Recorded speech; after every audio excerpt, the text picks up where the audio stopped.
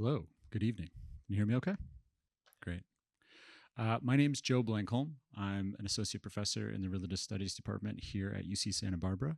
I see a lot of familiar faces, so I think at least some of you know me, including students from my class where I gave a lecture on astrology yesterday that will not be as good as this one.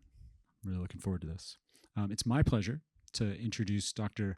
Omri Elisha. He's Associate Professor of Anthropology at Queens College and the Graduate Center in the City University of New York.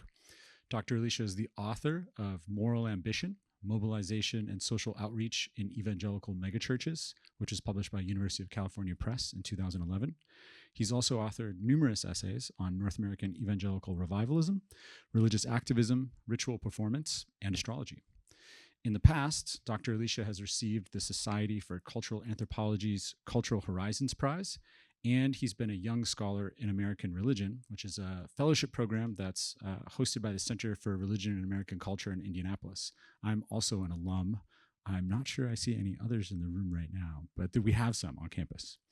I know Dr. Elisha personally because I've learned a great deal from a subfield called the Anthropology of Christianity, to which he's made important contributions, and it's a subfield that I've followed for a really long time and had the real pleasure of learning from other folks in that subfield personally.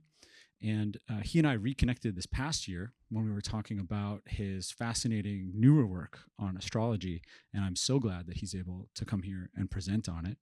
I should add, this lecture is the first in a 9-lecture series that's taking place over the next 3 years. These lectures are part of a larger project that I'm co-leading on metaphysical spirituality, and that's funded by a generous grant from the John Templeton Foundation. And this lecture is also co-sponsored by the CAP Center here at UCSB, and its director, Greg Johnson, is here. I'm grateful to Dr. Johnson for his support, and I'm also grateful to Dusty Hosley, who's Associate Director of the CAP Center, and Patrick Tugwell, who's been helping put this together as a PhD student in religious studies here at UCSB. And it's my pleasure now to give the floor to Dr. Elisha. The title of his lecture is What Do Planets Feel Like? Metaphysics and Metaphors of Presence in Modern Astrology. Thank you.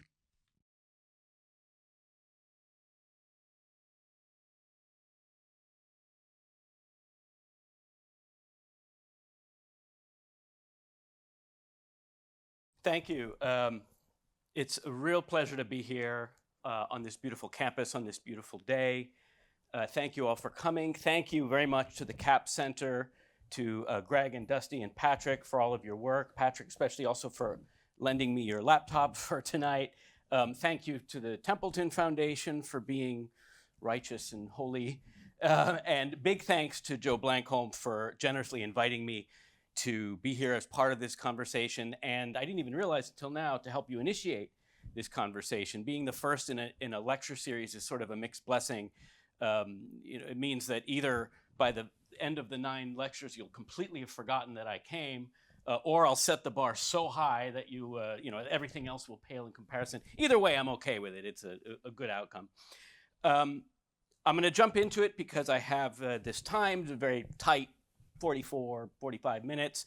But I do want to offer one important caveat before I begin. I am not an astrologer, and this is not a talk about astrology. I'm an anthropologist, and this is a talk about astrologers.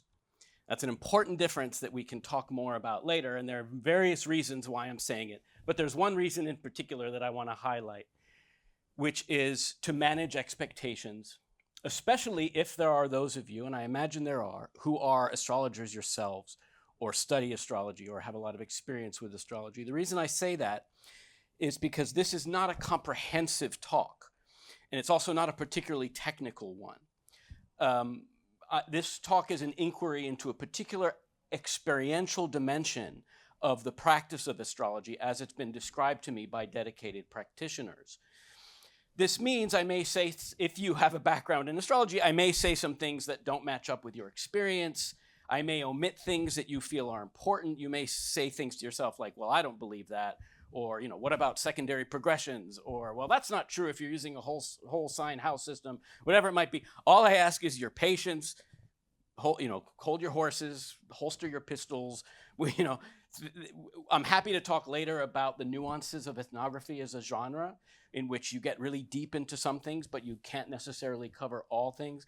And I want to talk with you about things that you feel I may have omitted or missed.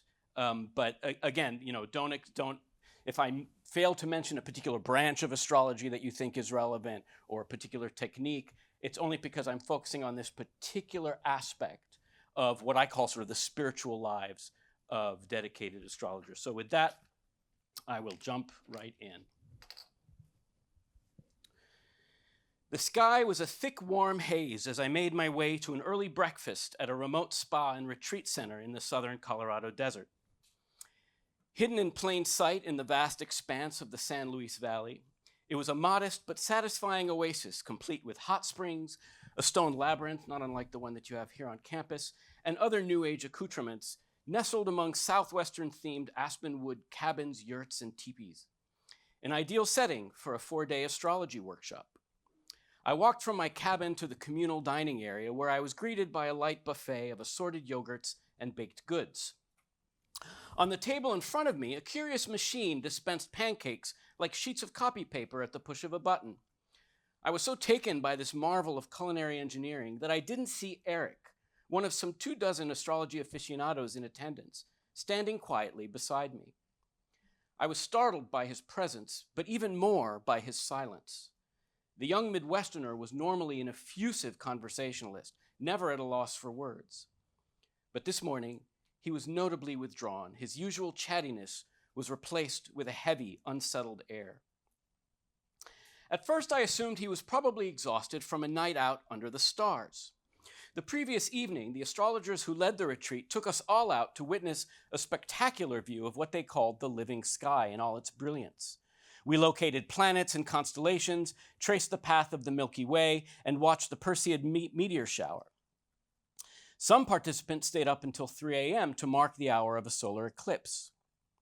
Eric did endure a sleepless night, but it was not for these reasons.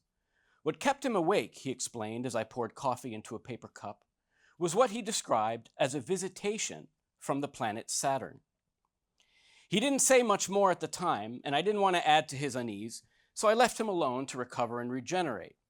But I had many questions. What does it mean to be visited by Saturn, the ringed gas giant floating some 900 million miles from Earth? What manner of presence did this entail? Was it a shadowy vision, a disembodied voice? Was it a tangible presence or something altogether ethereal? A few months later, I spoke with Eric on the phone and tried to fill in the blanks about what he called his Saturn encounter. He explained that before his astrological studies, he had a long-standing interest in neo-paganism, which led him to an animistic worldview, including the belief that objects in nature, including planets, have intelligences and spirits and animating forces that we can interact with.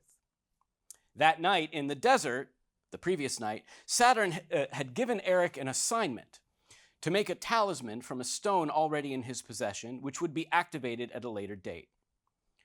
Quote, "I've had encounters like that before," Eric said. "Looking back, I should have known, but I wasn't expecting it. I've processed what was revealed to me, but I'm still like, what do I do with this?" I found myself asking the very same question. I wanted to know more. The few contextual details Eric offered, such as a physical description of the stone in question, seemed peripheral to me. They weren't the details I was looking for. Why could I not elicit a more vivid narrative? Had his memory of the event gotten fuzzy over time? Was the presence of Saturn less a concrete phenomenon than a mental abstraction, reified in hindsight from fragments of an otherwise murky, disorienting dream state? Clearly, I was fishing for something meatier, a more numinous, more, dare I say, cinematic testimony befitting a nocturnal visitation from a majestic planet named for one of the premier gods of the Roman pantheon. I felt like a police sketch artist, struggling to reconstruct the likeness of a suspect whose presence, as it were, was the one thing my witness seemed unable or unwilling to describe. I knew that Eric was probably hesitant to delve deeply into an episode that by his own admission he was still processing, but he never struck me as the inhibited type, especially when it came to his enthusiasm for esoteric spirituality and the occult. It was only after time and subsequent fieldwork with professional and practicing astrologers in North America that I realized Eric's account, though sparse, was more descriptive than I thought. Those details I dismissed as minor upon later review were not marginal at all, but crucial elements in the anatomy of the encounter, and thus the anatomy of Saturn as perceived in that moment. For example, the stone from which he was to make the talisman. Although he didn't have it with him that night, Eric said he kept seeing images of it in his mind. The stone, a memento from a summer camp where he used to work, was about the size of his hand and had, quote, a weird, dull luster that fascinated Eric because it looked like lead, a dense, heavy metal that astrologers and alchemists have long associated with Saturn. The fact that he retrieved the stone from a mountain stream was significant too because, quote, both rivers and mountains are boundaries which Saturn rules over. Most revealing of all was Eric's account of the pivotal moment when he felt what he described as the weight of Saturn pressing down on him at a distinctly Saturnian point in time. Quote, I woke up before the sunrise and I was feeling fine, but when the sun crossed the horizon on the day of Saturn, it was a Saturday morning, when the sun crossed the horizon on the day of Saturn, I felt very weighted down. I remember the sunrise, but I couldn't feel the warmth, and that was disorienting. I realized there's really something to these planetary hours and days. Eric was here referring to an ancient system where each of the 7 classical planets, meaning the 5 visible planets plus the sun and moon, were assigned rulership over different days of the week as well as hours of the day. Tuesday, for example, is the day of Mars. Friday is the day of Venus. Saturday is the day of Saturn, and so on. In each case, one can expect either Martian or Venusian or Saturnian themes to be especially prominent. The same is true for hours of the day, which is important when calculating auspicious timings or performing manifestation rituals.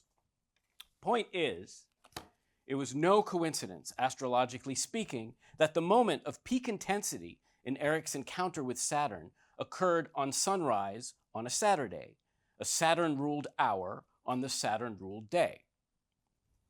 Such details highlight 2 key elements of Eric's Saturn encounter. The first being its relationship to time. Although the event was unanticipated, the timing was far from arbitrary. We've just seen this with regard to the planetary day and hour, but it was also true in other ways. For example, it's relevant that Eric, being in his mid-20s, was a few short years away from his first Saturn return, an existential rite of passage that was already weighing on his mind. Second, although the visitation evoked a sense of the uncanny, what really stood out to me in Eric's account was how the details were far from extraordinary or exceptional. They were in fact pretty mundane, which is not to say insignificant. What was visited upon him, in short, was a non-random confluence, call it an assemblage, of sensations, significations, and contextual cues that instantiated the prominence of Saturnian energies at that precise moment and in Eric's life at the time. It was not a case of the transcendent breaking into time, to use Bob Orsi's wonderful phrase, so much as an occasion when Eric's own relationship to temporality was amplified to such a degree that it assumed the fullness of transcendence. This is not to say that the planet Saturn was simply a metaphor, a convenient metaphor for what he was feeling at the time, because whatever else Saturn represents as both an object and an archetype, for the astrologically inclined, it is ontologically coextensive with an array of affective and material correspondences that come into sharp focus when its presence is felt and when its name is evoked. When asked to reflect on the role of the planets in his life since he began studying astrology, Eric echoed a refrain I would hear from astrologers again and again, regardless of whether they shared his animistic outlook. They're kind of always showing up now, he said, because once you understand what they represent, you can see in the world when a planet is trying to get your attention. The aim of my talk today is to explore this relational dynamic and gauge its affordances in the spiritual lives of dedicated astrologers. I do not intend to argue that practitioners and enthusiasts collectively perceive planets as distinct metahuman entities, such as gods, tutelary spirits, or daimons, nor that the planets are merely reified objects of transcendence substituting for the gods evacuated by secular modernity. There are many variations of astrologically informed spirituality, from those who approach the planets as sentient or divine beings to others who prefer to see them as archetypal symbols representing distinct principles or elements of cosmic consciousness. Most astrologers I have met subscribe to the latter perspective, the more abstract one. But I think the more salient point is that even then, they are no less likely to frame complex personal experiences and temporal sensations in terms of planetary influences, intimacies, and intentions. In short, one need regard the planets literally as spiritual or divine entities to speak of or even address them as such. Some might look upon such ontological indeterminacy as a recipe for inconsistency, but this isn't really an issue for astrologers because they're more interested in what planets represent than what they are. For astrologers, drawing on centuries of esoteric study and delineation, planets are loaded, polyvalent signifiers whose movements along the path of the ecliptic correlate positively with events on Earth. While there have always been efforts to identify causal mechanisms and scientific theories from medieval Persian philosophers who argued that planetary influences traveled through rays of light to some astrologers today who invoke quantum physics, the prevailing paradigm in modern Western astrology is acausal, not mechanistic. With no central authorities or definitive text to speak of, the closest thing to a unifying doctrine is a belief in what Catherine Albanese called a cosmology of resonances and replications, born of the esoteric doctrine of correspondences at the heart of Western metaphysical religion. This enables patterns of metaphorization that animate the planetary imagination of Western astrologers and the methods they use to cultivate enhanced inner and outer awareness for themselves and their clients. Sorry, I had meant to put this one in as well. Those are planetary glyphs. This is a natal chart. I'll come back to this in a moment. But this term planetary imagination that I just used, I borrow this from anthropologist Lisa Messeri, who coined it for a very different context, but it merits comparison nonetheless. In her ethnography, Placing Outer Space, Messeri shows how planetary scientists employ techniques like digital mapping and experimental simulations, a functional Mars habitat in the Utah desert, for example, to, quote, turn the infinite geography of the cosmos into a theater dotted with potentially meaningful places that are stages for imagination and aspiration. By reimagining alien worlds as places, fathomable landscapes, astronomers create what Messeri called resonant encounters with planets that are otherwise too far and inhospitable to be experienced directly, thereby transforming conditions of extreme distance and alienation into opportunities for multisensory engagement and knowledge production. Astrologers, for their own part, look to planets in outer space with the same sense of wonder and mystery as astronomers and the public at large. And they have, as we'll see, their own ways of apprehending planetary resonances. The striking difference, however, between the planetary imaginations of modern astrology and scientific astronomy is that for the astrologer, the planets are not entirely alien and unknown. They correspond to the most intimate, intrinsic, and impactful aspects of human existence. If the job of the planetary scientist is to overcome physical distances that separate Earth from other worlds, the astrologer aims to remind us of just how profoundly connected we already are to the motions of the heavenly spheres and how much we stand to learn from them. So this talk isn't just about imagination in terms of ideas and beliefs, nor is it about the cliches and platitudes that you probably associate with sun sign astrology in tabloids and magazines. It's about how astrologers deploy what I call metaphors of presence, whose purpose it is to make people feel more present, more aligned with natural rhythms of the cosmos already at work in their lives. And by metaphors, I don't just mean figures of speech, but a whole range, in fact, the entire spectrum of material, affective, and temporal phenomena that instantiate metaphysical spirituality.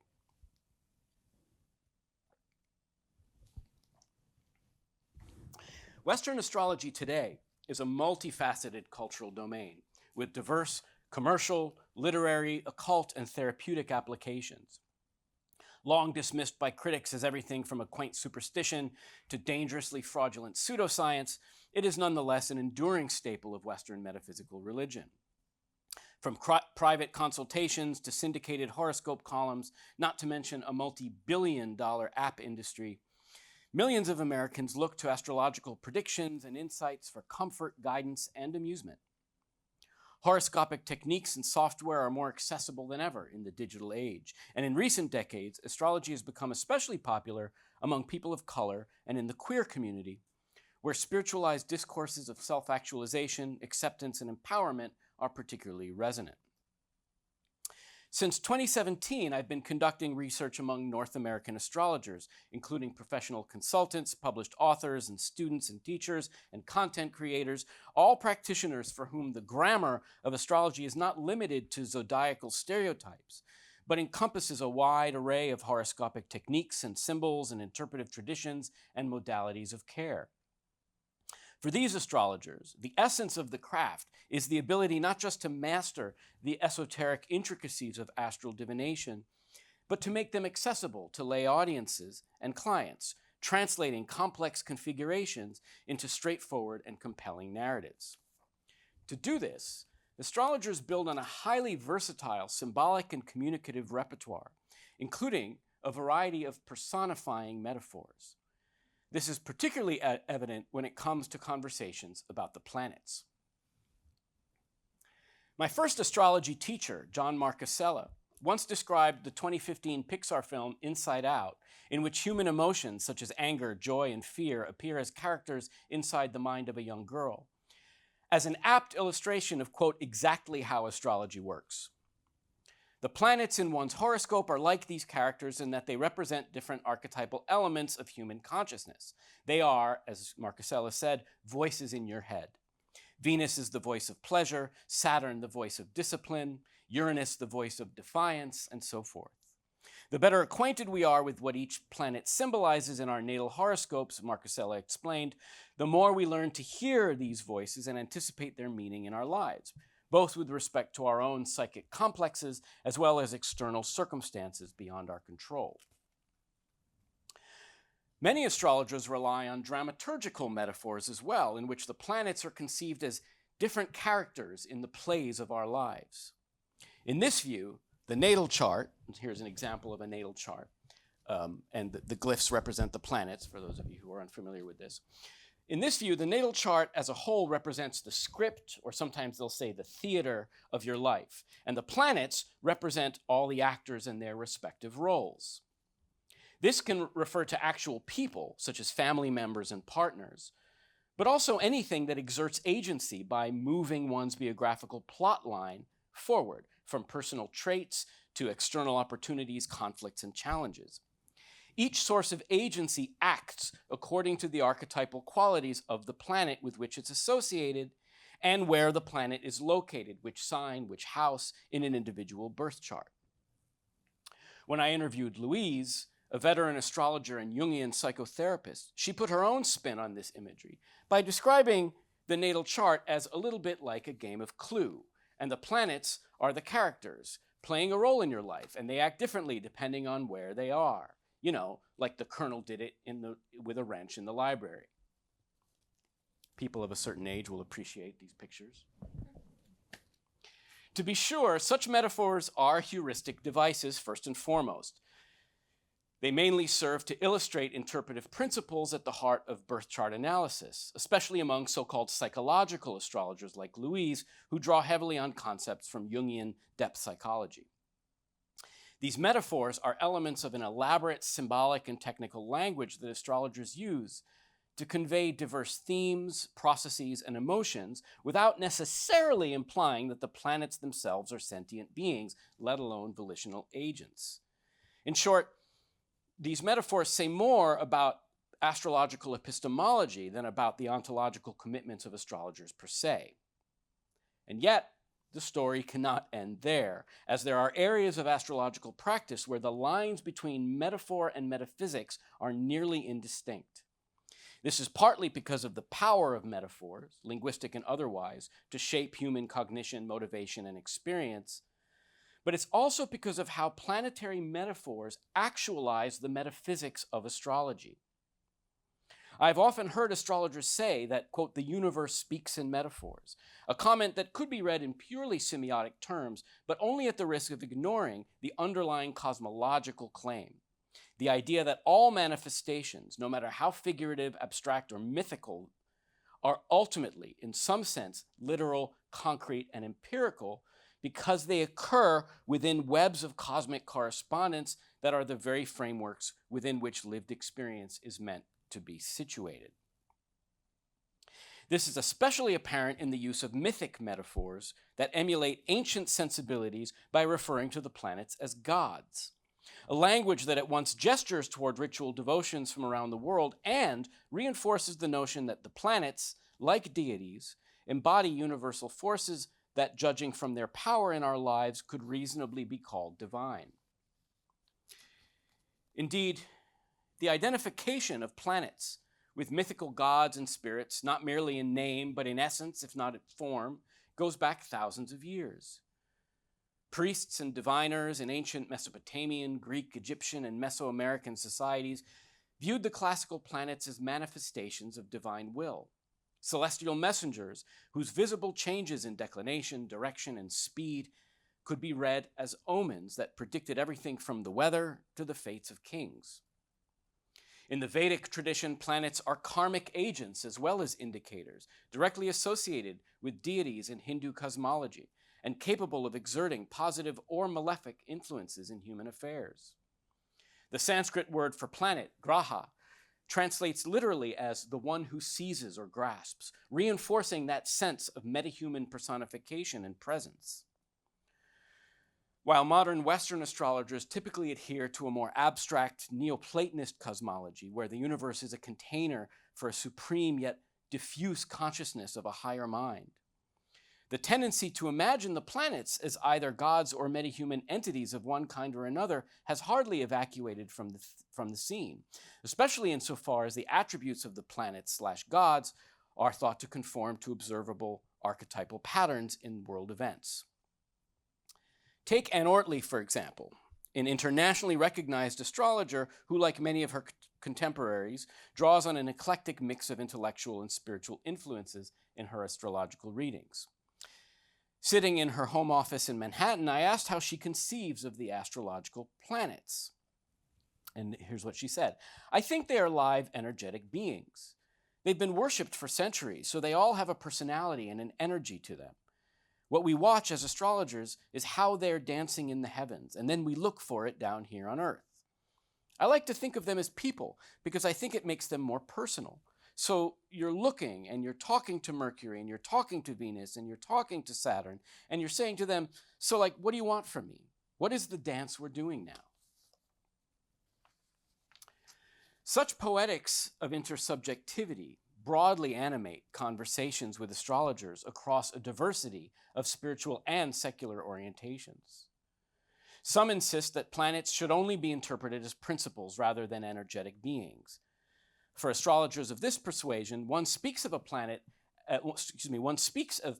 as gods or spirits whose intentions mirror those of mythical characters for whom they are named, merely as a metaphor of convenience, an extension of the Jungian psychoanalytic technique of amplification, where cultural symbols drawn from religion, myth, and cosmology are used as analytical objects to gain access to the murky depths of the unconscious.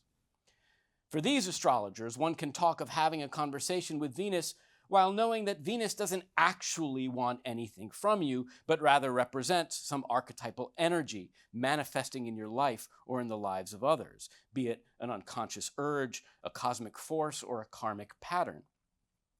For others, such mythopoetic tendencies derive from animistic truths that are so foundational to human existence that the ancients intuitively built entire civilizations around them.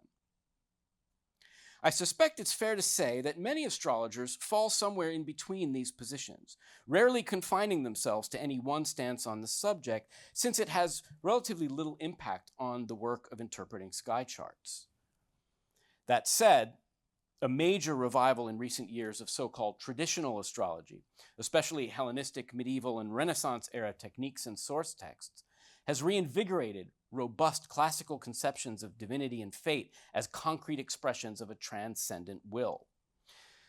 In other words, the antique notion that the planets have something vital to say about human affairs, that they are in a sense masters of our destinies as well as spiritual guides, carries as much cultural weight within and beyond occult circles as perhaps any time in modern history.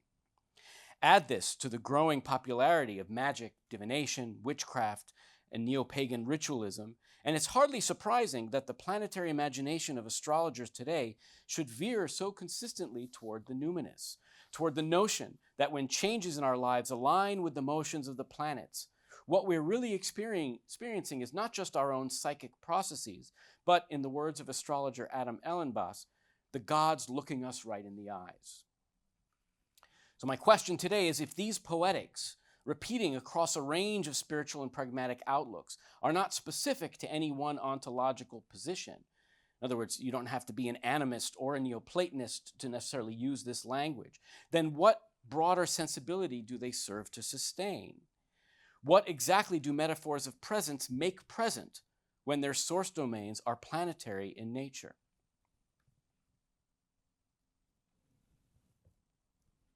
Spend enough time in the company of astrologers, and you discover that astrology isn't just the language of the sky.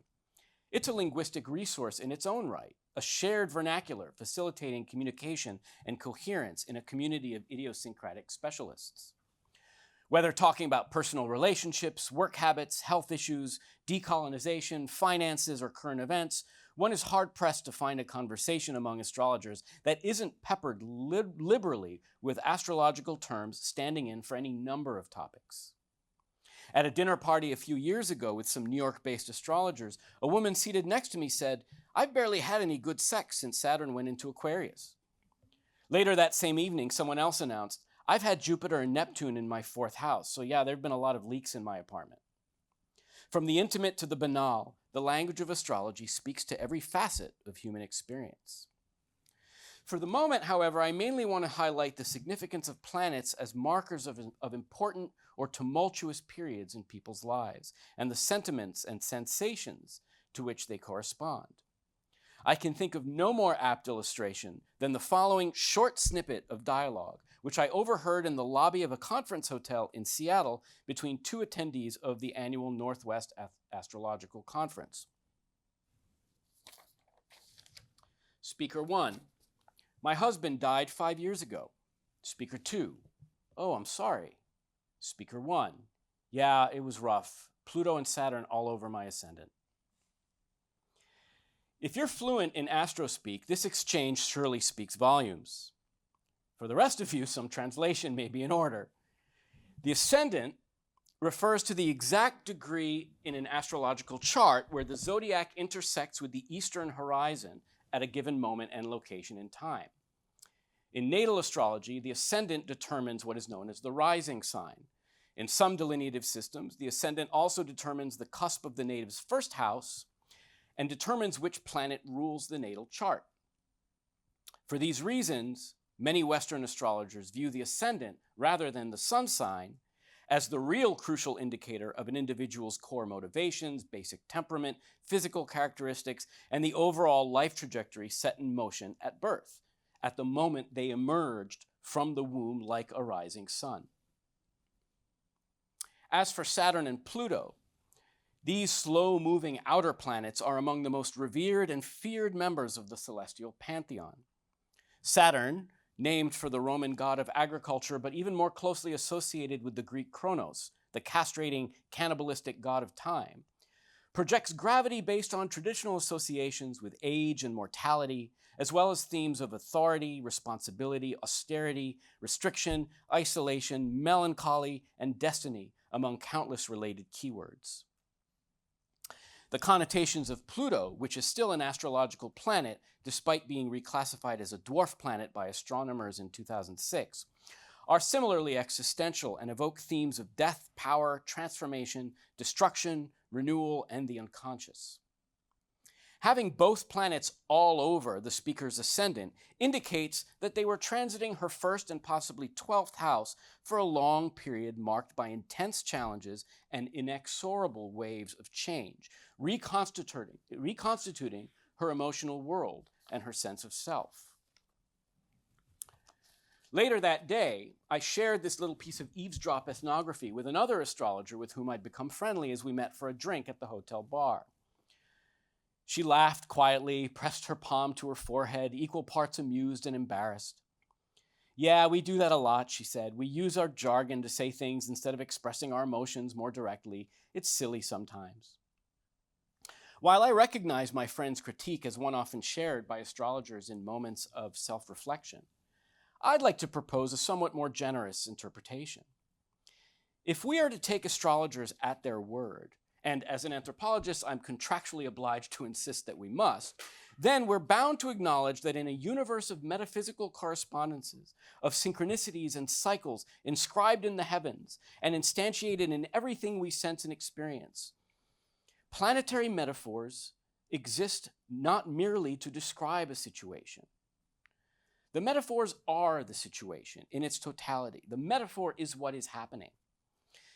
The metaphors do more than convey an emotion or event. They encapsulate, with a reifying power that would make Karl Marx blush, every mood, every occurrence, and every impulse that ostensibly defines the temporal frame. Planets, in short, contain multitudes. They are flexible and expansive reservoirs that dynamically inform discourses of metaphysical contextualization and speculation. Yes, there's an element of jargon in the astrologer's tendency to name and claim the planets, as it were, when speaking on matters of both intimate and ultimate concern. But we needn't dismiss this as evasive, superficial, or vague. It demonstrates and reinforces a proclivity to perceive temporality as a form of presence, something to be encountered, felt, and acknowledged. It invites speaker and listener alike to pay attention to what's happening in and around us as we move, like planets, transiting through space and time. The concept of the transit is also important here, as it is usually not the planets themselves, but their movements in space that astrologers are taking note of. There are several types of transits, some of which are more meaningful than others. When an outer planet moves into a new zodiac sign, for example, or when two or more planets form angular distances known as aspects, these are planetary transits that are considered universal insofar as they affect everyone on Earth simultaneously, albeit in different ways. They may last only a few hours, like a solar or lunar eclipse, or take several years. Another well-known transit is retrograde motion, an optical phenomenon in which a planet appears to move backwards in the sky from an earthbound perspective. The notorious Mercury retrograde, which happens 3 or 4 times a year, is famously blamed for everything from simple misunderstandings and computer glitches to breakdowns in global transportation, commerce, and information networks. Basically anything that can be linked to mercurial themes related to communication, technology, and movement. When astrologers describe a retrograde period, they speak of normal everyday rhythms and functions unfolding in unexpected or recursive ways. Words need to be repeated or reconsidered. Projects need to be suspended or revised. Priorities need to be reevaluated, and so on.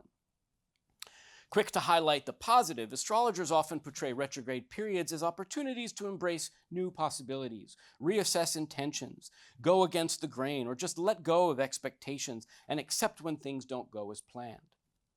In the case of Mercury, such prescriptions tap into the planet's extensive inventory of symbolic reference, including Mercury's mythological reputation as a wise but mischievous trickster, one whose domain it is to make sure we know what we need to know when we need to know it. There are also planetary transits specific to individual horoscopes. When professional astrologers read the charts of paying clients, for example, it's not the natal chart alone that they examine, but patterns of biographical change indicated by continuous planetary alignments over time. Perhaps the best known of these is the previously mentioned Saturn return, also known as Saturn conjunct Saturn, which occurs whenever the planet Saturn, with an orbital period of roughly 29 years, comes full circle to the exact point where it was when at a person's birth. Astrologers call this a cosmic rite of passage, full of challenges related to personal growth, responsibility, and autonomy. Astrologer Rob Hand once called it the transit that makes people over 30 different from those under 30. Western astrologers describe Saturn returns, which can last for several years, as periods of intense change that, depending on one's life so far, may be accompanied by feelings of loss, dissatisfaction, and self-doubt, or renewed focus, determination, and self-accountability. They stress that whether one experiences their Saturn return as a crisis or an opportunity, one's response is indicative of the kind of inner work, or Saturn work, one is being called to do to get through it with purpose and integrity. No surprise, colloquially, the Saturn return is often called a personal shit show, or as one Vogue columnist called it, a crazy cosmic mindfuck. Not to belabor the point, but Saturn really does stir up tremendous ambivalence in the astrology community, as it has done for centuries. In the Mesopotamian and Greco-Roman traditions, Saturn was classified as a malefic planet, in that it was associated with circumstances likely to be experienced as unfavorable or harsh, things like imprisonment, depression, or dysentery. Claudius Ptolemy drew on elemental theory to characterize Saturn as excessively cold and dry, which meant that its influences could be destructive or passive, as opposed to the fertile and active nature of benefic planets like Jupiter and Venus. Such negative connotations endured through the medieval period. Alchemists theorized that Saturn ruled over dark, heavy, ashy substances like lead, the most impure of the base metals. It was associated also with bitter flavors, dark colors, earthy textures, putrid odors, and creatures who were solitary, secretive, or sluggish.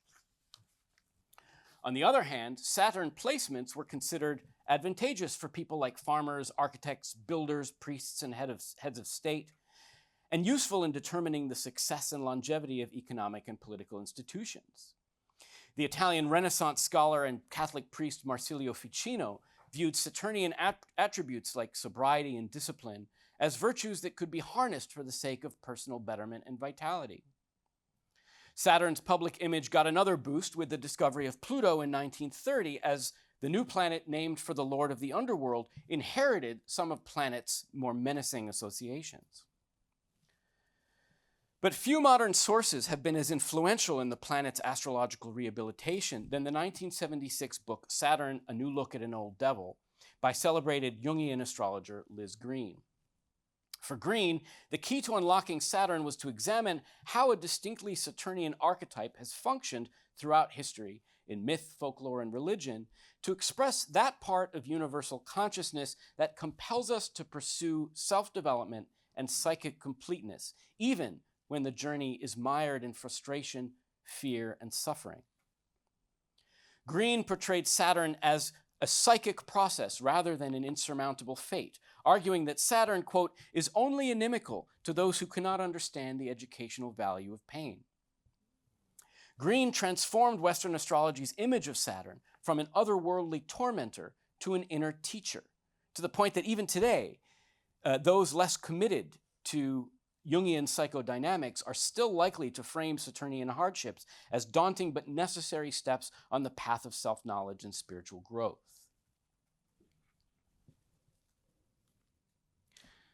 What all this means is that for all the anxiety they provoke, Saturn transits are often linked to a certain tough love energy, and this is accentuated by the planet's myriad personifications. In my fieldwork, I've heard Saturn referred to by numerous monikers: the cosmic taskmaster, the timekeeper, Father Time, the grim reaper, the lord of karma, but also softer characterizations drawn from wellness culture, such as the inner critic, the mentor, and the life coach. I have heard astrologers talk about how Saturn gives us wake-up calls, reality checks, and timeouts, how Saturn, quote, can always see through your excuses, and ultimately drives us to, quote, turn lemons into lemonade. I've heard astrologers describe having intimate conversations with Saturn and encouraging others to do the same. In all this, we are reminded that there are intimations of presence at work in the apprehension of celestial symbols that are, on the one hand, generalized and distant, while on the other hand, metaphysically speaking, they remain deeply personal and profoundly immanent. This presence, as I have noted, is registered less in the form of mystical visions, epiphanies, and miracles than through mundane circumstances and sensations, contextual cues that taken together represent not just what happens when a planet transits in space, but how people are meant to feel when they are in its presence, which may include, in the case of Saturn, for example, experiences of loneliness, confinement, stagnation, and that nagging feeling that life is moving too slow and time is moving too fast. Before I conclude, and this is the last slide that I'm putting up, and it's here purely for decorative purposes. Before I conclude, I'd like to offer another brief case study of someone who literally embodies another aspect of this, the practice of not only imagining, but actively engaging with planetary presences through a variety of spiritual and occult techniques, often to better understand, maximize, mitigate, or influence their effects. These techniques include planetary rituals, hymns, and mantras, and other forms of ceremonial magic, such as making altars, talismans, sigils, electuaries, and tinctures. Rather than catalog these various modalities, however, I will leave you with the case of Fiona, a 34-year-old traditional astrologer who, by her own account, is highly sensitized to the ebbs and flows of astrological time. "It never turns off for me," she told me. "I'm always aware of where the moon's at, or what planetary hour it probably is, or how this lunation that's happening will play out in 6 months. It's just always, it's so unconscious at this point. It's like having a second language. Or maybe it's like my native language is astrological time." For Fiona, this heightened sense of astrological awareness is, quote, acutely physical in an undeniable, obnoxious way. She added, quote, "My health is much more susceptible to things now than it ever used to be." Though she also noted that becoming more attuned to what's happening in the sky, quote, "makes everything much more beautiful and divine and spiritual." Fiona identifies as a theurgist in that she's committed to what she calls an intentional devotional relationship with the divine in the tradition of Neoplatonists like Iamblichus and Ficino. Her view of divinity, however, is not tied to singular sentient beings, and she eschews animistic notions of the planets as entities, preferring to see them as embodiments of essential natures of the divine. "I can't fathom how there could be an entity called Mars," she said. But she also admitted that, like many of her peers, she regularly uses language to that effect because, quote, "that's just how we talk," and because permutations of Mars are in everybody to some capacity. Moreover, Fiona regularly uses planetary prayers in her devotional regimen, sourced mainly from translations of Greek Orphic hymns. She recites them at specific times, such as sunrise on a planetary day or in relation to specific activities. She does moon hymns in the shower or bath, if it feels right. On occasion, she's called upon Saturn during yoga class when she needs to hold a difficult position for a long time. She told me, quote, "When I'm putting on my makeup and doing my hair, I'll just do the Venus Orphic hymn, and I genuinely notice that I just like the way that I look. I don't know if it's that my self-perception is better or if I genuinely get better at applying my makeup while doing it, but it seems to have the effect." Fiona feels a special connection to Mars and often recites a Mars hymn at the gym near the end of an intense workout, or sometimes beforehand if she needs inspiration for her playlist. "It does something," she said. "It's fun. There's something about when I do the martial Orphic hymn. It's sort of like, hey, light up my little Mars spirit for me. Turn that up a notch. Mars makes me joyful. It enlivens me. It makes me feel full of life. And that is the nature of Mars. Like, yeah, Mars cuts and does damage and battle and strife and all that. But Mars, like Venus and Jupiter, is body affirming and sensual things. Mars is the actual. It does not want you to die. Mars comes through when your life's in danger." Fiona did add, however, that there can be risks in getting carried away, as she learned the hard way when she suffered a serious injury at a point in her life when she was, quote, "doing Mars stuff all the time."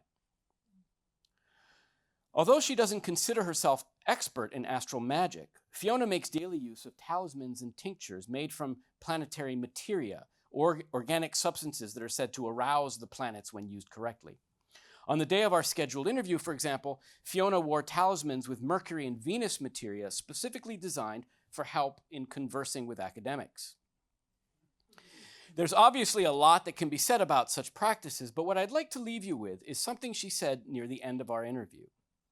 While listing challenges associated with being so emotionally and physically sensitized to the rhythms of the spheres, something she doesn't necessarily recommend for everyone, Fiona noted that it would be much easier for people to become more attuned to their sense of self and their body and other people if our lives in general were better aligned with the cycles of the cosmos, the natural order of things, instead of the unnatural temporal regimes of late capitalism. In this sense, astrologers like Fiona see themselves not only as purveyors of predictions and assurances, but as oracles who contextualize life's vicissitudes and help people discover the rhythms and sequences of the universe so that they can learn to live with them more harmoniously. So what do we make of all these modalities and metaphors of presence and tendencies toward personification in astrological practice? Although what I've described is far from uniform, it's generally pervasive enough that I've felt compelled to examine its expressions and affordances, especially within the wider spectrum of concepts that populate the amorphous yet increasingly reified spheres of metaphysical spirituality. Cognitive scientists might tell us that anthropomorphism in any form is part of the hardwiring of the human mind, a cognitive mechanism by which we habitually attribute human characteristics to non-human objects to project familiarity and moral certainty in the face of the unknown. Scholars of modern psychology might note that many of the habits I've described are straight from the Jungian playbook, as they closely mirror psychoanalytic techniques of active imagination and the archetypal theories behind them. While historians of philosophy and the occult might rightly remind us that all of this has its roots in pre-modern mysticism and theurgic Neoplatonism, and that what Jung effectively did was to synthesize centuries of Western esoteric, Hermetic, and Eastern philosophies and adapt them to a theory of mind that, among other things, has become something of a sacred paradigm for New Age seekers and occult enthusiasts. We can embrace all these perspectives, from the reductive to the genealogical. They each, no doubt, carry grains of truth. But in my final minute or two, rather than characterize metaphors of presence as primal human instincts or as mere carryovers from earlier systems to which they owe their mythopoetic seasonings, I want to think about their currency as temporal resources in their own right, modern techniques of attunement that are semantically rich and historically sedimented, yet flexible, expansive, portable, marketable, and playful. Practitioners use these resources to contextualize, thematize, and moralize everyday events, relationships, and circumstances in connection with what they perceive as the greater cosmic weft.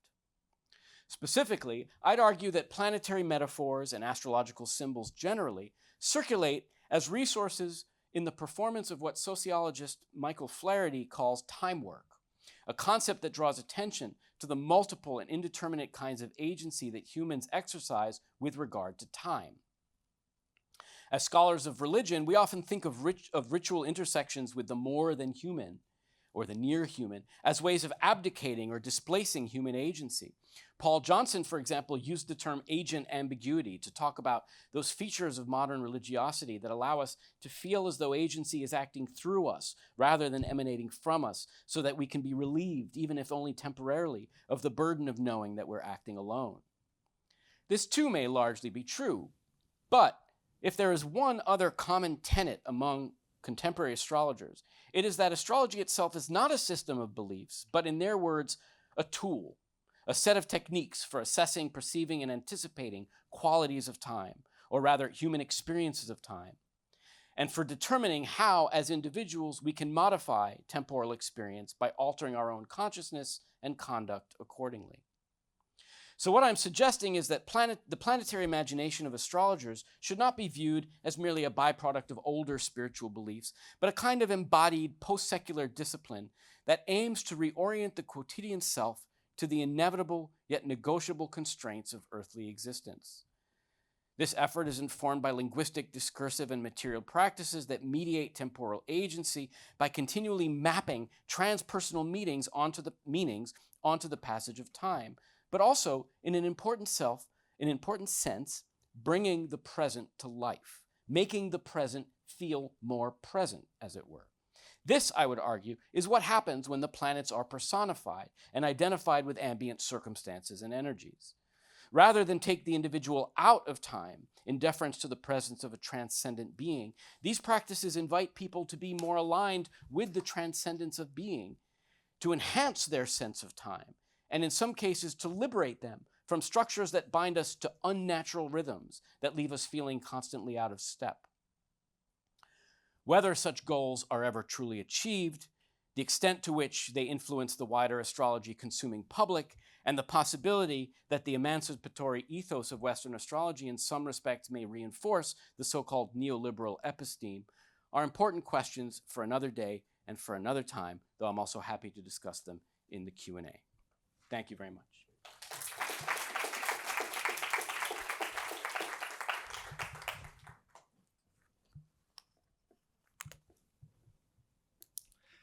Thank you. We have time for questions, and if you have a question, just raise your hand, and I'll come around and bring the mic to you.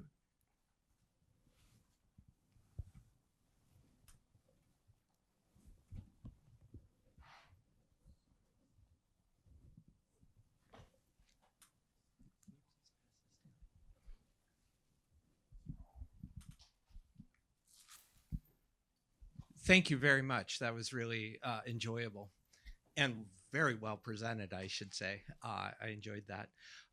Tell us a little bit about your anthropological practice, your ethnographic practice. Who are you to them? How do you frame that? How do you engage them?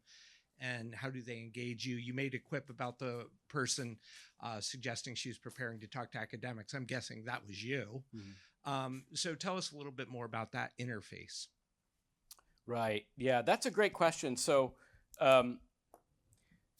for a number of reasons, some of which are biographical, some of which are historical, I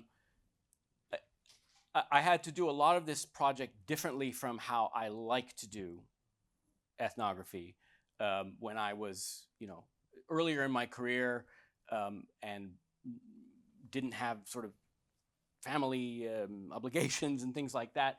I was very much into the immersive, being there, doing that sort of approach. And I began it that way, studying astrologers in New York, focusing mostly on kind of in-person interactions and mainly taking classes. So in the beginning, I was mostly just another student. I was open about what I was doing, that I was observing things for research, but I was there as a novice because I had no background in astrology whatsoever when I started doing this research. And so I was a novice and a student, learning how to take part in these conversations. Then, among other things, then COVID happened.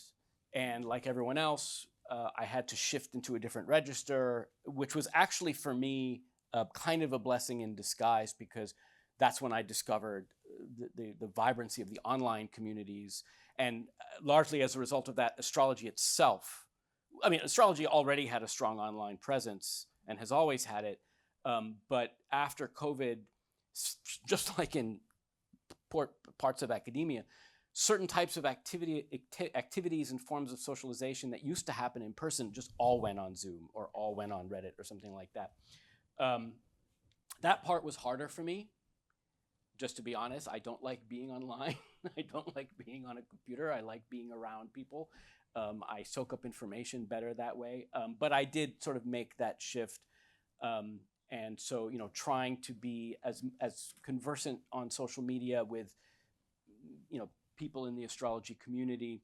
But because I'm working with professional astrologers, there are only a certain number of contexts in which you can interact with people, either in classes, in workshops, or in conferences, which are happening sporadically. So that's why it's been a project that's been kind of on and off for several years, right? I can take a break from teaching and go to this conference or do this Zoom meeting, this Zoom webinar, if I don't have other obligations. But in terms of the question of how they perceive me, I did, as I said, I came in as a student, but at a certain point, I pulled back on that a little bit. Not because I didn't want to sort of commit to the bit, but more because at a certain point I wanted to focus my attention on talking to astrologers and listening to them rather than that other element of participant observation where you're just doing what they do. I didn't want to go too far in doing what they do, not for reasons people might assume, not because I was like afraid of going native or something like that.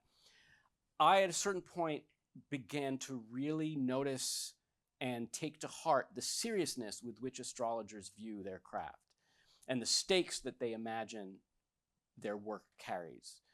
To give you an example, early on, I would have friends or friends of friends who would hear what I was doing, and they'd be like, "Oh, can you read my chart?" And I would be like, "Well, not really. I'm not that good. I've learned a little bit, but I can't really do it." And they're like, "Oh, come on." Like, these are even people who, claim to not believe in astrology at all. And they're like, "Oh, come on, please. Like, look at my chart." I was like, "Okay." And so what I would say is, I'll tell you what I think a certain type of astrologer might say. And I did that in a couple of cases, but what I would always find is that sometimes I would say something based on what I was looking at that would strike a nerve that I was not prepared to help that person work through. If I devoted myself to years of training, and by the way, as some of you may know, astrologers who do consulting, there's a lot of pressure now for them to also learn consulting techniques, for them not just to learn how to interpret the chart, but to learn how to be, therapists isn't the right word, but to be like counselors. So the Organization for Professional Astrologers, for example, which is one of the accrediting institutions that can give certifications to astrologers, they require that people go through a course that they call consulting skills, chart side manner, as we were talking about earlier, because and it was through those interactions that I had where I realized, like, yeah, this is serious business. Because even if you're around someone who is totally laughing it off and doesn't follow or believe in astrology at all, if you say, "Oh," which is what I did, if you, "Oh, it looks like there's a little bit of conflict between your romantic partner and your business life," or something like that. I don't think I said it quite so bluntly, but that's what I pointed at. And like, she suddenly went pale. I was like, "All right, I'm not going to do it. That's why I'm not going to do this." So I really started to pull back a little bit and focus less on the "I'm going to do what all of you are doing" and more on the "I'm going to listen to as much of what you're saying as possible." So doing a lot of interviews, reading a lot of blogs and Instagram accounts and books. It is a highly literate, hyper-literate field. There's a lot of books that are being published, and there are a lot of people reading them, in the astrology community. And so I wanted to just be attentive to that discourse. And so I think I kind of shifted into like, look, I'm a guy on the outside who is invested in the community in the sense that I want to learn how to speak your language and to represent it to an academic public and a general public as well. Not to serve as an advocate, because I don't think astrologers need an advocate. Certainly they don't need me, you know what I mean? But to help draw some connections between the concepts and ideas that astrologers are playing with and thinking about and working with, and some of our own like theories and conceptions that animate how we describe human life in general. Hi, thank you very much. And I think you've kind of just delved into what my question was going to be about the kind of genealogies and like the kind of textual sources. And it's a question we've been revisiting a lot in class this quarter. To what degree, is there a canon of literature in astrology, and how aware is your general practitioner aware of it? Yeah, that's a good question. I mean, you mean in terms of books and texts and stuff like that, right? Yeah, you like pointed to this, a lot of contemporary sources, apps, books, all these things being produced. But then you also mentioned, there's like a history to this genealogy. Right. Is your everyday astrologer engaging with those texts not just those being produced now, but those potentially. Yeah, that's a great question. So I think as in, I guess you could probably say this about certain areas of theology as well. New texts are offering new things, but they're also often kind of filtering ideas from older things. So I think a lot of astrologers will, to the extent that they'll read things, they'll often read things that are new and current by people whose work that they admire. But then you've got classics. Liz Green's The Saturn, New Look at an Old Devil is a classic. Astrologers are still reading that. Many of you may be familiar with Richard Tarnas's book, Cosmos and Psyche. He's at the California Institute of Integral Studies. He's a philosopher and historian who published a book in the 90s called, I can't remember what it was called. It was a kind of intellectual history of Western civilization that actually, garnered a lot of attention. And then he shifted and started looking at world history through an astrological lens. And that book is huge. I've never met an astrologer who doesn't read or recommend that book. Things that came out in the 70s about, dating or relationships or financial astrology may not be read as much if there are contemporary versions of those same techniques, right, of that same frame. And then there's a new element now, which is in the last 20, 25 years, there has been an active recovery by astrologers who call themselves traditional astrologers, who I mentioned, who are recovering and translating or retranslating ancient texts, some of which actually hadn't even appeared in English until this recent wave of translations by Hellenistic and Renaissance and medieval astrologers and philosophers. And so there's the formation of a new canon that's actually sort of an old canon. And there is a lot of kind of politics around that, sort of gatekeeping, like who knows their Vedius Valens better than other people. There's a little bit of machismo around it. There's kind of originalism. There are a lot of, I mentioned this earlier to the grad students when I was meeting with, some of the most vigorous debates happening in astrological circles are technical debates based on disagreements of how to read some of the ancient texts that have been sort of reissued. So it is, I think in answer to your question, there is a canon, but it's not a fixed canon.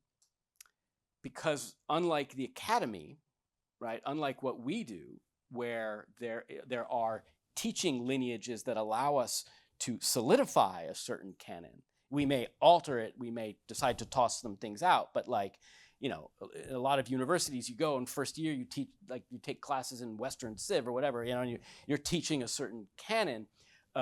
Astrology doesn't have that type of institutional overview. I mean, there are organizations that will highlight certain kinds of texts and say, here are important books that you need to read, but it allows for a tremendous amount of flexibility. So yeah, like I said, it's a fluctuating canon, but there's still a canonical element to it.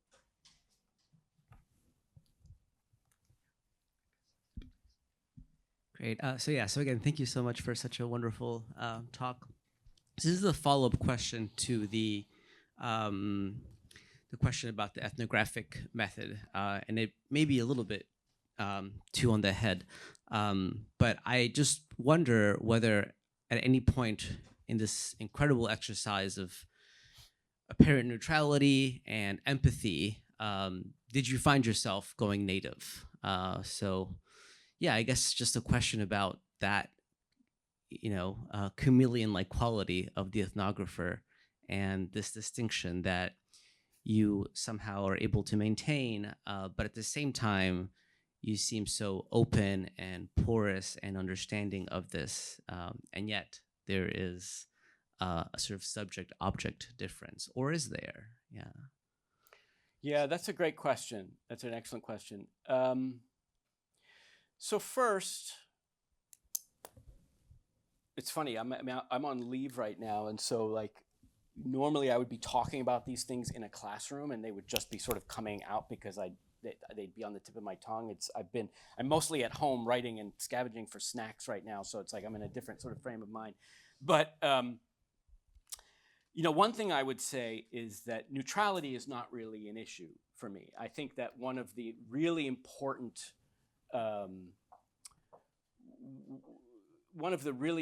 developments in anthropology in the last half a century or more was to toss out this notion that the anthropologist or the ethnographer needs to be a neutral participant. Not necessarily because we need to go in the other direction, but because there is a certain that we insisting on our neutrality actually creates more blind spots than it alleviates. So we don't go in saying, well, like, I'm objective, I'm neutral, I'm not a part of this, and I'm also not invested in it. Yes, I mean, I'm neutral in the sense that I don't have a horse in the races of the kinds of debates that they're having. So whether you use Placidus house system or Holstein house system, I don't care. There are people who will go to fist fights over that question. I'm only slightly exaggerating.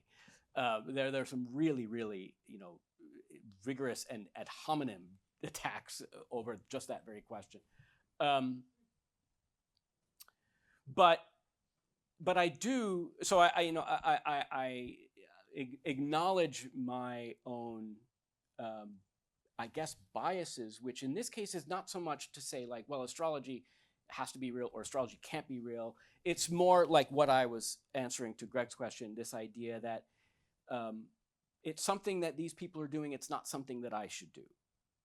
I'm not saying I can't do it, though I don't think I really think like an astrologer. I think astrologers think a certain way. I don't think I think that way. In terms of how to kind of organize categories in your head. But what for me it's all about is attention and listening, and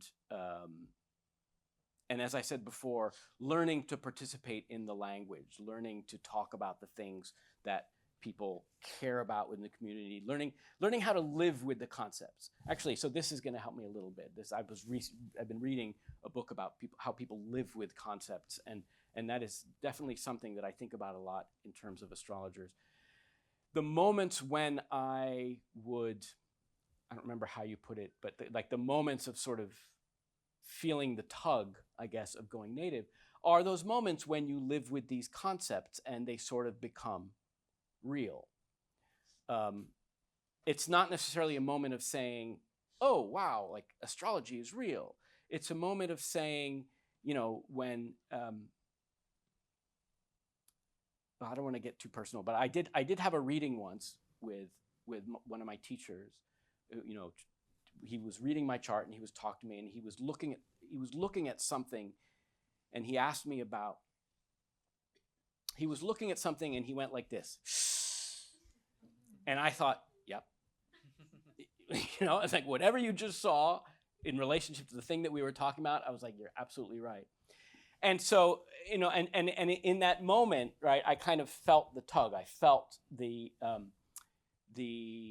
attraction, the joy, the humor, sometimes the horror in entertaining that connection between a symbolic referent and something that's happening in your life, or something that you're thinking about, or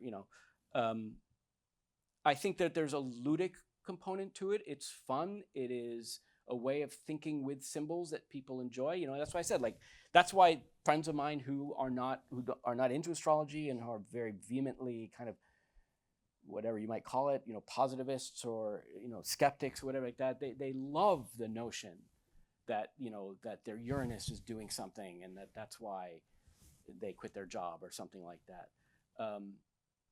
And I think learning how to play with that without necessarily having to make ontological commitments to the reality of the belief.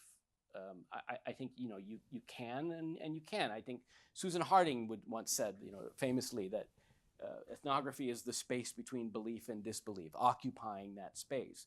And I think in Susan Harding's case, she was studying evangelical Christians. There, it really mattered. Being in that space was kind of intense because for evangelicals, belief and disbelief are very important categories. Astrologers, in my experience, they're not really concerned with belief or disbelief. They're concerned with, are you using this or not?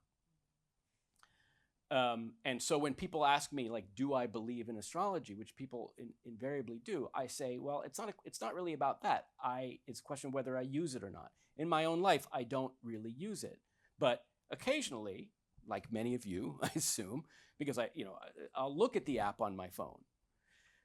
Or I'll look at my wife's horoscope or something like that, or I'll think about, well, what does Taurus season mean for me as a Capricorn rising? So there is that. But as I said, I think that comes from, in the same way that Fiona, the person who in the talk I call Fiona, she said it was simply by becoming immersed in astrology and other oracular arts that she started to become attentive to things around her in a different way. And in a way, I think like that's what I found myself doing. Not saying like, oh, okay, I'm now going to schedule my week according to my astrology. It's more just sort of being aware of things that are happening and contemplating whether there's a connection between the retrograde and my computer breaking down or something to that effect. Thank you.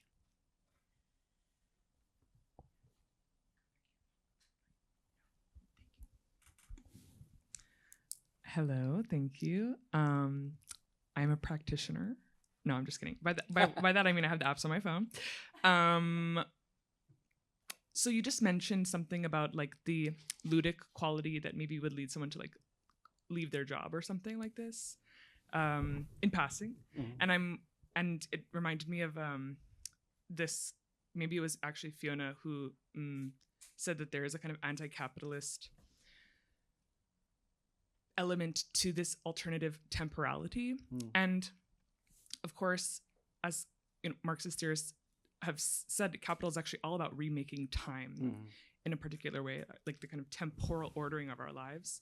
So I'm curious if this attuning to an alternative temporality has, in your experience, actually led people into kind of a conflict with time in this, or like has there been a lived like tension or crisis that people experience having to navigate these really different temporalities?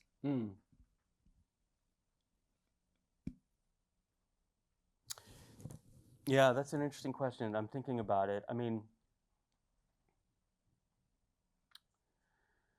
I don't think this is what you were asking, but the thing that came to my mind is sometimes when I hear people talk about things that they either expected to happen because of their astrology or didn't expect to happen.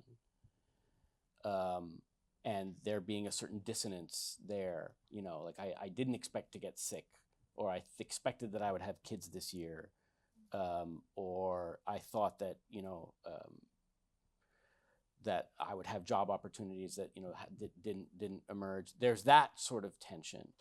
And I think, for Fiona, was talking about, was kind of talking about how, for her, it was sort of literal. She was like saying, like, the way that the work week is organized is not consistent with, how one should think of planetary hours and planetary days. Eric, who I talked about in the beginning, he said something similar to me. When he was explaining to me his view of planetary days, and he was saying, like Saturn is. This was his view. I hadn't heard other people say this. He's like, Saturday is Saturn's day. Why are we all taking the day off from work?